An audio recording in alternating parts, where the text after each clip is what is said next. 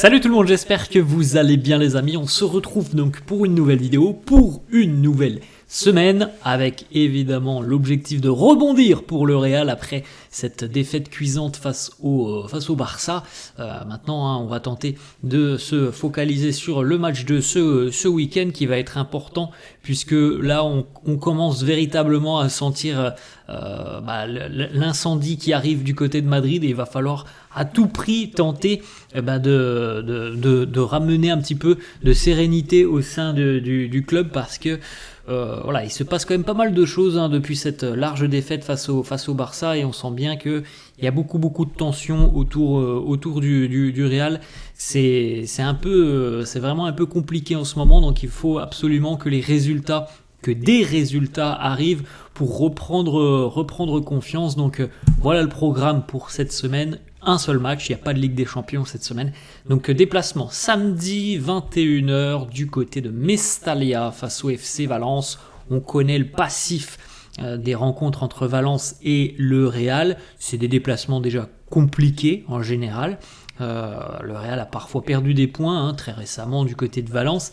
Et en plus de ça, on connaît aussi le passif, malheureusement, le passif entre guillemets extra-sportif, puisque on se souvient du dernier match à Valence, où il y avait eu beaucoup de problèmes à caractère racial, d'insultes tout simplement. Très souvent, c'est Vinicius qui est pris pour cible par les supporters du FC Valence. Donc un déplacement périlleux ce week-end, parce que Valence est une équipe difficile à manœuvrer chez elle. C'est une équipe qui a besoin de points, c'est une équipe qui a toujours l'appui inconditionnel de son public, et parce que le Real vient de perdre 4-0. Donc il y a beaucoup de facteurs qui font que ce match va être très intéressant à suivre samedi 21h. On poursuit les amis avec le calendrier qui attend le Real d'ici à la trêve internationale. Donc Valence ce week-end. La semaine prochaine, le Real affrontera Milan en Ligue des Champions, avec là aussi évidemment une importance des 3 points, puisque c'est aussi le deuxième match consécutif à domicile. Donc évidemment la suite de la Ligue des Champions sera plus compliquée. Le Real aura plus de déplacements que de réceptions, donc il faut prendre des points face à Milan. Bon, on aura le temps d'en reparler. Avant tout ça, ça sera Valence, et donc samedi 9 novembre, la réception d'Osasuna. Et puis on rappelle les amis que après cette rencontre face à Osasuna, de nouveau retour d'une nouvelle trêve internationale. On regarde les 2-1 des quotidiens madrilènes. Marca qui titre Grandioso. Alors la victoire de Carlos Sainz, alors là c'est Formule 1, donc ça ne nous intéresse pas forcément. Vinicius recibe hoy el Balón de Oro. Aujourd'hui les amis aura lieu donc la cérémonie du Ballon d'Or ce soir. Normalement le Ballon d'Or est réservé à Vinicius. Je dis bien normalement parce que si vous traînez un petit peu sur les réseaux sociaux, vous avez peut-être vu des choses qui au final sont assez surprenantes, puisque de ce que l'on peut voir parfois sur les réseaux sociaux, c'est peut-être pas Vinicius qui va le gagner. Donc on verra tout ça ce soir. Maintenant il n'y a plus de délai, ça sera ce soir. L'officialisation, moi je suis persuadé depuis des mois et des mois que ça sera Vinicius. Donc bon, j'espère ne pas me tromper. Marca lui annonce que ça sera Vinicius, mais sur les réseaux sociaux il y a eu des choses un peu surprenantes, et une espèce de liste qui aurait fuité, et c'est pas Vinicius qui serait numéro 1 sur cette liste. Alors est-ce que c'est quelque chose d'officiel? Parce que c'est déjà arrivé par le passé, que la liste et que le classement fuite, c'est déjà arrivé. Donc voilà, moi je l'ai vu la photo sur les réseaux sociaux, peut-être que vous l'avez pas vu, mais c'était pas Vinicius qui était élu, c'était Rodri. Donc on verra ce soir, la réponse aura lieu donc ce soir du côté de Paris. La une du quotidien AS, là aussi c'est Carlos Sainz qui est en une du quotidien AS, et puis là aussi Balsamo de Oro pour Vinicius. Donc on a quand même Marca et AS qui eux ne laissent pas trop de place au doute.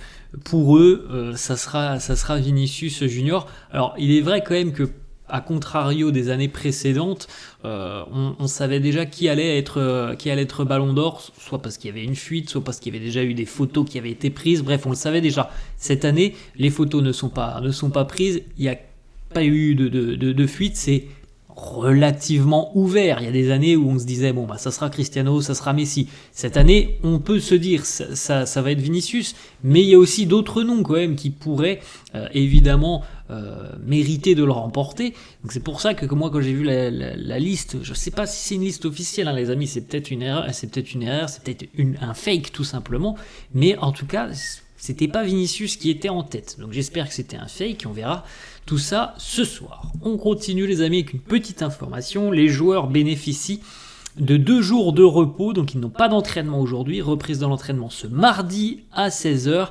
Alors pourquoi du repos après une défaite 4-0 à domicile? Je pense que tout simplement c'était prévu comme ça, et que c'est je pense aussi quelque chose qui va peut-être faire du bien au niveau des têtes. Après, chacun peut le voir un petit peu comme bon lui semble. Certains diront il faut tout de suite se remettre au travail dès le lendemain. D'autres, et c'est peut-être la décision qu'a pris le Real, c'est peut-être de se vider un peu la tête de ce résultat pour repartir demain, repartir de l'avant. En tout cas, il n'y a pas d'entraînement aujourd'hui, il n'y en a pas eu hier, ça sera demain la reprise de l'entraînement, et on verra les visages demain, les photos de l'entraînement. Je ne sais pas s'il y aura beaucoup de sourires demain quand même à l'entraînement. On continue avec une autre information de Marca qui nous annonce que Antonio Rudiger et Lucas Vazquez, 2 joueurs qui d'ailleurs n'ont pas été à leur aise face au Barça, les deux ont terminé la rencontre avec des gênes musculaires. Alors évidemment, vu qu'il n'y a pas d'entraînement aujourd'hui, je pense que ça va être compliqué d'avoir une petite mise à jour de leur état de forme. Mais voilà, c'est visiblement pas très très bon au niveau physique pour Lucas Vazquez et pour Antonio Rudiger. Il manquerait plus que Lucas Vazquez soit blessé pour 2-3 semaines. Et là, on devrait encore trouver une nouvelle option pour le poste de latéral droit, mais bref, on verra tout ça demain avec peut-être une petite mise à jour de leur état de santé. On continue les amis avec plusieurs messages des joueurs, alors j'en ai sélectionné quelques-uns sur les réseaux sociaux évidemment après la déconvenue. Luka Modric qui nous dit il est l'heure de relever la tête, d'apprendre, de travailler et de pousser, de travailler, voilà. Totale confiance en cette équipe, let's go Madrid. Fede Valverde qui lui aussi a laissé un petit post sur les réseaux sociaux, et Toni Kroos lui a répondu. Fede qui nous dit je vais tomber 1 million de fois, mais je vais toujours me relever parce que nous sommes le Real Madrid et c'est écrit dans notre histoire. Un vrai message de capitaine de la part de Fede. Toni Kroos qui lui répond the best, tu es le meilleur. Volveremos como siempre, somos el club más grande y ya lo sabéis. Le message de Vinicius, là aussi sur les réseaux sociaux, qui nous dit voilà, on va se relever comme toujours, nous sommes le plus grand club au monde. Voilà, c'est le message que veulent faire passer les joueurs maintenant. Les amis, on attend surtout une réaction. La réaction, c'est le terrain. Voilà, tous ces messages. C'est bien, évidemment, ça fait plaisir de l'entendre. La réaction, ça sera samedi. On veut un Real dominant, on veut un Real entreprenant, on veut un Real qui fait mal à l'adversaire, on veut un Real efficace, on veut beaucoup de choses, et tout ça, ça doit se matérialiser sur le terrain. Force est de constater que, vous vous souvenez les amis de la trêve internationale qui vient d'avoir lieu, c'était il n'y a pas longtemps, c'était il y a 15 jours. Juste avant le match face au Celta, vous vous souvenez des déclarations de Carlo qui nous disait l'équipe, les joueurs ont très bien travaillé pendant cette trêve. On a très bien travaillé aussi avec l'intégralité du groupe, parce qu'il n'avait pas tout le groupe à sa disposition. On a très bien travaillé, on est en forme, on est dans la bonne direction. Match face au Celta, victoire très compliquée, poussive, et comme je vous l'avais dit, pour moi, voilà, le Celta méritait de prendre un point. Face à Dortmund, une mi-temps sur 2, une mi-temps catastrophique, une mi-temps incroyable, et face au Barça, une défaite 4-0. Force est de constater que il y a eu 3 matchs depuis la trêve, on n'est toujours pas, franchement, on n'est pas lancé. On pouvait espérer qu'avec ces déclarations, on se dise il s'est peut-être passé quelque chose. Non, pour le moment, il ne s'est rien passé. La seule réponse, elle viendra du terrain. On enchaîne avec une petite information d'ailleurs qui concerne Vini, le match face à Valence ce week-end. Si Vinicius reçoit un carton jaune face à Valence, il sera suspendu pour la prochaine rencontre de Liga. Vous l'avez vu face à Osasuna, il est sous le coup d'une suspension Vinicius, et malheureusement on sait que Vinicius a déjà beaucoup de mal à ne pas répondre aux invectives des adversaires, à ne pas se frictionner avec l'arbitre, à ne pas répondre aux invectives des arbitres. Il a déjà beaucoup de mal à se canaliser. Encore plus, je pense, face au FC Valence, donc ça peut être problématique ce week-end. On enchaîne les amis, la petite photo de Rodrigo sur les réseaux sociaux qui continue, lui, à tenter de revenir à 100% parce que Rodrigo, là, ça fait à peu près un mois maintenant qu'il il a quelques gènes quand même, hein, il a un coup à 100% et puis après il est forfait. Donc voilà, il continue de travailler, Rodrigo, puis lui aussi, il a laissé un message évidemment pour ses coéquipiers. Mi familia, siempre juntos hasta el final. On est tous ensemble jusqu'à la fin. Voilà, le message est passé, et il y a beaucoup de joueurs d'ailleurs, hein, qui ont laissé des messages sur les réseaux sociaux. La heatmap de Jude Bellingham face au Barça, donc vous voyez les zones de chaleur de Bellingham, donc où il a été le plus régulièrement sur le terrain. Vous pouvez le constater, il y a une zone assez chaude sur le côté droit. C'est pas la place de Jude Bellingham, c'est ça qui est problématique, c'est pas du tout sa place, et surtout les zones chaudes sont quand même assez basse sur le terrain, c'est pas forcément là que l'on attend le plus Jude Bellingham. Et regardez aussi cette stat qui est quand même cette map qui est assez intéressante. Donc Jude numéro 5 qui est plus bas. Alors là c'est le positionnement moyen des joueurs lors du Classico. Positionnement moyen, donc sur les 90 minutes, en tout cas sur le temps de jeu des joueurs, la moyenne de leur positionnement. Regardez le positionnement de Jude, numéro 5, positionnement de Lucas Vázquez, numéro 17. C'est quelque chose aussi qui doit alerter peut-être un petit peu Carlo Ancelotti. Jude a joué, donc position moyenne, plus bas que Lucas Vázquez, ce qui est quand même complètement hallucinant.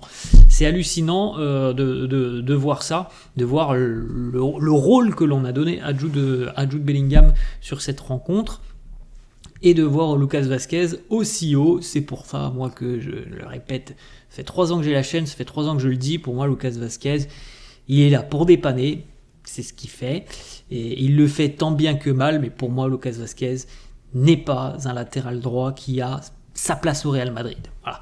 Après, il dépanne, ça, il n'y a pas de souci là-dessus, mais voilà, pour moi, c'est l'un des profils qui me pose le plus problème lorsqu'il est aligné, et d'autant plus quand tu affrontes une grande équipe. Quand tu affrontes une équipe de bas de tableau, entre guillemets, de Liga, ça peut faire l'affaire. Quand tu affrontes le Barça ou d'autres grandes équipes, ça peut être compliqué. On enchaîne les amis avec Eduardo Camavinga, certainement le seul Madrilène à avoir répondu présent lors de ce Classico. Et je vous en avais parlé les amis, en avant-match, la vidéo d'avant-match du Classico, et la veille je vous ai dit, moi j'ai envie de voir au milieu de terrain Eduardo Camavinga. Heureusement que Camavinga était là, parce que franchement je pense que ça aurait pu être beaucoup plus compliqué s'il n'avait pas été là.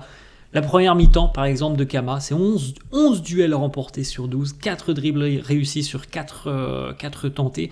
Donc lui a été au niveau. Après, on parle de la première mi-temps, la seconde mi-temps, évidemment, que ça a été plus compliqué. Mais voilà, tout le monde a coulé plus ou moins en seconde mi-temps, mais lui a été l'un des seuls quand même à surnager. Le Real et le staff du Real ont analysé et continuent d'analyser le Classico. Le résultat, le plus gros problème visiblement qui serait ressorti de cette analyse, ce serait la condition physique. Les stats sont sortis, le Real a couru 10 km de moins que le Barça. Pour moi, c'est pas un problème physique, hein, ça. C'est un problème d'intensité et surtout d'exigence de l'entraîneur. Il faut pas nous faire croire que le Real physiquement est moins bien que le Barça, hein, qui venait de jouer, qui avait donc une journée en moins de repos, qui a joué le Bayern en milieu de semaine. Le Real a joué Dortmund. Faut pas nous faire croire que c'est la condition physique, hein, qui pose problème. C'est surtout les demandes, les exigences de l'entraîneur Carlo Ancelotti, de son staff, les demandes tactiques. S'il y a 10 km d'écart, c'est pas parce que les joueurs ils sont pas bien physiquement, hein. Faut pas nous sortir cette excuse, hein. Ça c'est du n'importe quoi. Autre petites informations, la saison avait mal démarré. Bon, je pense qu'on est tous d'accord là-dessus, hein. Au niveau des résultats, il y a eu très rapidement des points de perdus en Liga. La saison a mal démarré, et au final elle a jamais vraiment démarré, dans le sens où voilà, on voit une progression, une équipe qui nous propose quelque chose, qui progresse. C'est pas le cas. Depuis le début de saison, c'est comme ça. Alors on pouvait espérer, comme je vous l'ai dit, un match face à Dortmund, vous pouvez espérer que ça soit peut-être un match charnière, un match clé qui te permette de basculer dans de bonnes choses. Bon, bah tu retombes bien plus bas 3 jours plus tard, donc la réaction, elle est attendue dès ce week-end face à Valence, réaction attendue par le groupe et réaction attendue aussi par le président Florentino Pérez. Pour le moment, Florentino a toujours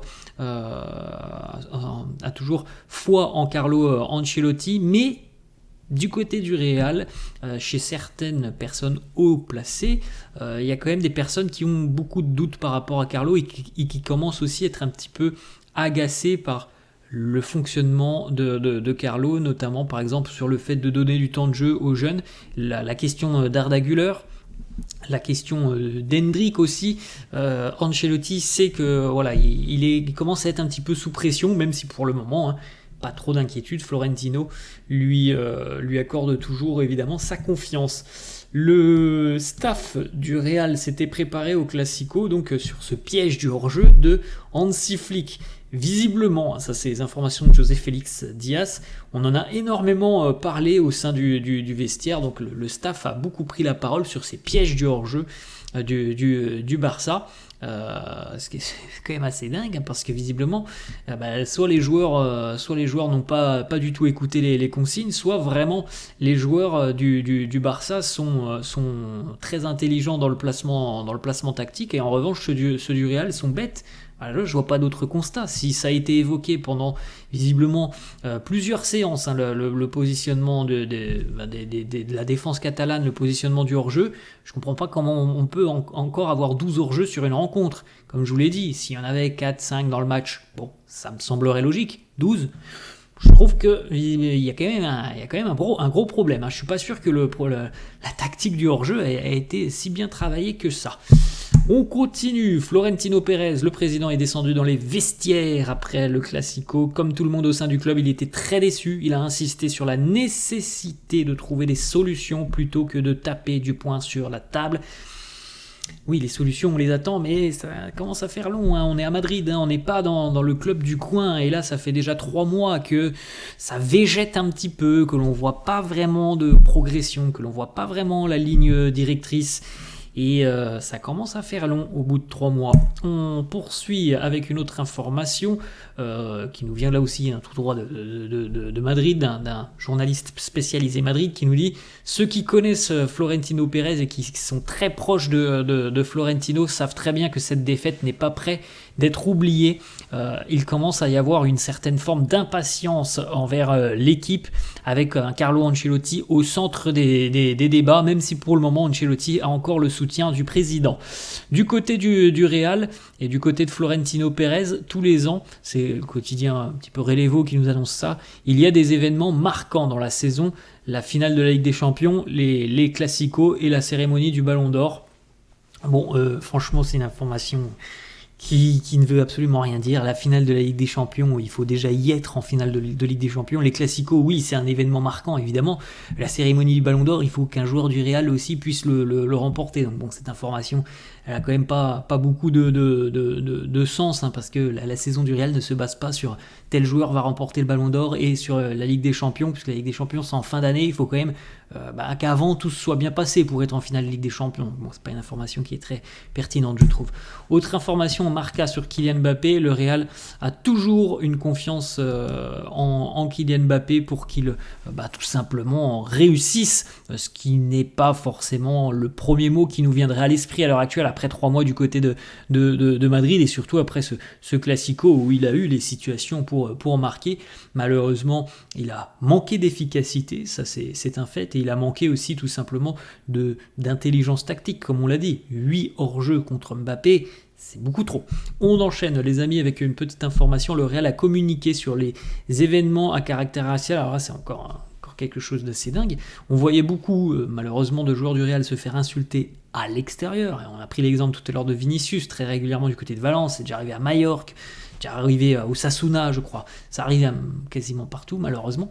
Le Real a condamné fermement les comportements racistes de certains des supporters qui étaient donc présents au Bernabéu. Donc on peut penser que, parce que c'était des supporters, vous avez peut-être vu les images, lorsque je crois que c'est Rafinha et Lamine Yamal qui vont tirer un corner, il y a des supporters juste derrière le corner et il y a eu des insultes à caractère racial. Donc on peut penser malheureusement que ce sont des supporters du Real.